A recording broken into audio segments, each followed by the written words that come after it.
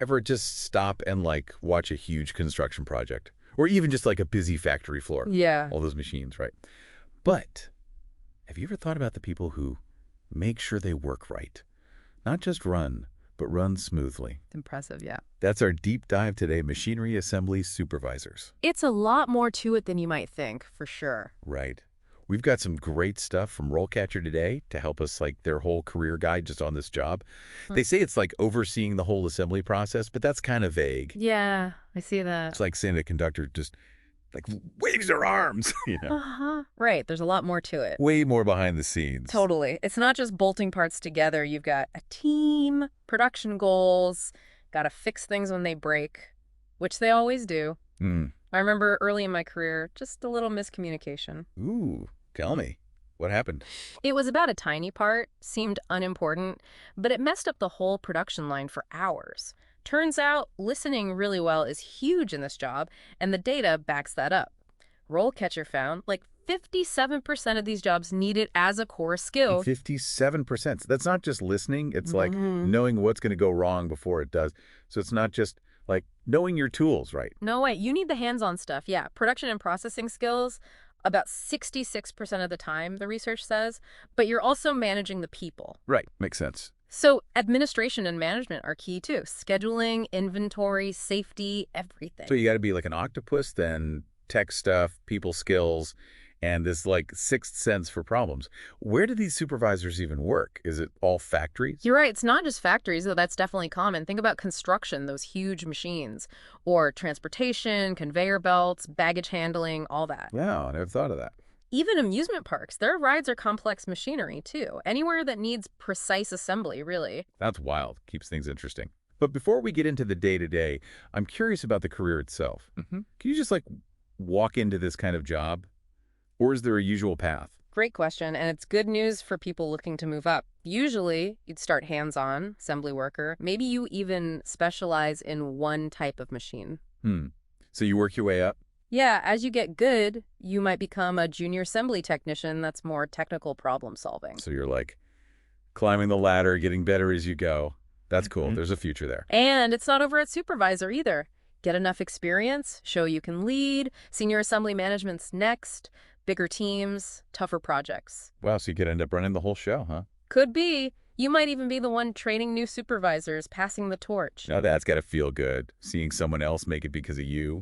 But gotta be real, even if you know the path, getting that supervisor job means interviews, right? Totally, and those aren't always easy.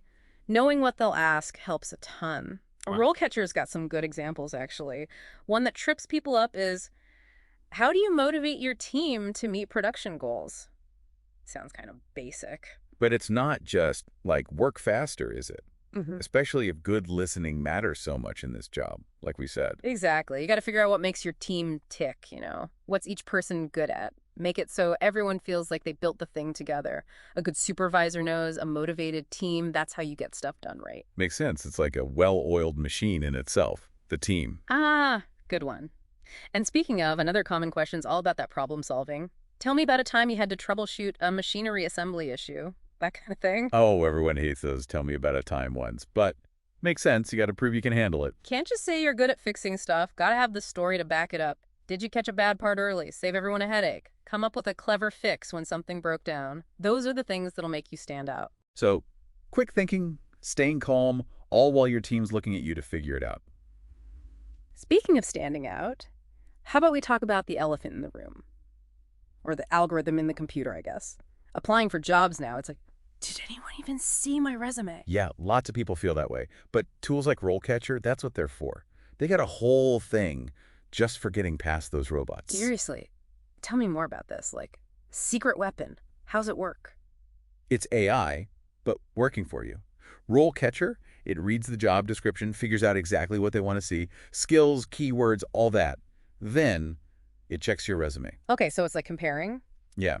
Tells you if you're missing stuff or if you're not using the right word, like having a fancy resume writer, but it's a computer. So you're speaking their language, even if you don't know it yet. Smart. Right. Makes a huge difference. When they're looking at tons of people, having those right skills pop out, that could be what gets you the interview. Work smarter, not harder, right? Love it. Okay, so we've talked skills, the career. even how to get past the robots. Hmm. But beyond all that, what's it really like being a machinery assembly supervisor? The stuff a resume can't show. Good point. It's more than just checking boxes, right? It's leading, solving problems, being the expert. Not just the machines, but the people, too. So you're like building a team, not just a product, especially in a job where everyone's got to be on point, working together. And don't forget that feeling when something goes right. You see that finished project. You made that happen. That's pride, you know? Taking raw materials, turning them into something real, something people need. There's got to be some magic in that. Yeah. It's pretty cool, but also kind of scary, right? All that new tech all the time. Got to keep up. It's a lot, yeah. But that's what keeps it interesting. Always learning new stuff, new problems, new machines. If you like that, always being challenged, it's the job for you. So not for people who like things to stay the same, huh? Not really. Got to be okay when things change, be able to like roll with it. Because when something goes wrong on a big assembly line, it goes wrong big. Makes sense. What about job security, though? With all the robots and stuff, that's got to be on people's minds. People ask me that all the time. And honestly, it's the opposite. The fancier those machines get, the more they need us to keep them running. Building them, fixing them, making sure they don't go haywire. Robots making robots is a long way off, and someone's got to be in charge even then. True. So a job for the future, especially if you can learn as you go. Exactly. And it's not just a job either. It's like you built that thing. You're not stuck in an office. You made something real. Yeah, you took these parts, raw materials, turned it into something people use every day. Kind of amazing when you think about it. Totally. That feeling that you're part of something bigger, that's what makes it all worth it, you know? I get it. Well, we covered a lot today, I think. The skills, what the career's like, even how to get hired, what it really means to be a machinery assembly supervisor. Hope our listeners get it now, not just what you do, but what you can become. Leading the way, solving those tough problems, building the future one piece at a time, literally. Well said. And hey, maybe one of our listeners will be running things someday, right? I love that. And if you're ready to get started, check our show notes. We've got those links. That RoleCatcher guide is especially good. Tons of good info in there if you're serious about this career. And no matter what, keep learning, keep exploring, right? That's what deep dives are all about. We'll be back soon with another one. Until then, good luck out there.